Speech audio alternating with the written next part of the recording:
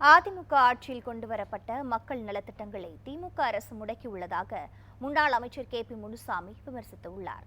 கிருஷ்ணகிரி மக்களவைத் தொகுதிக்கு உட்பட்ட சூளகுண்டா, போடம்பட்டி ஆகிய பகுதிகளில் அத்தொகுதியின் அதிமுக வேட்பாளர் ஜெயபிரகாஷை ஆதரித்து அவர் தேர்தல் பரப்புரை மேற்கொண்டார். அப்போது பேசிய அவர், திமுக அரசு பொய் வாக்குறுதிகளை அளித்து ஆட்சிக்கு வந்து மக்களை ஏமாற்றியுள்ளதாக குற்றம் சாட்டினார்.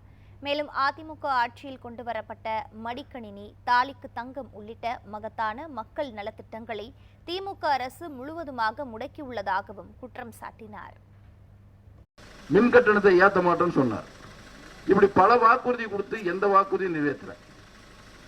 அந்த வாக்குறுதி நிறைவேற்றினா பரவாயில்ல, நம்ம ஆட்சி காலத்தில் கொண்டு வந்த திட்டங்கள் எல்லாம் நிறுத்திவிட்டார்.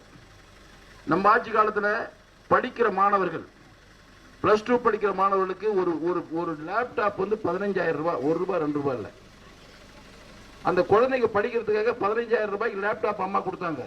எடப்பாடி பழனிசாமி கொடுத்தாரு, அதை நிறுத்திவிட்டாங்க. தாலிக்கு தங்கம் திட்டம் கொடுத்தாங்க, அதை வந்து நிறுத்திவிட்டாங்க. இப்படி நல்ல நல்ல திட்டங்கள் நம் போன்ற கிராம மக்களுக்கு அடிப்படை தேவையான உருவாக்கப்பட்ட திட்டங்கள் எல்லாம் நிறுத்திவிட்டாங்க.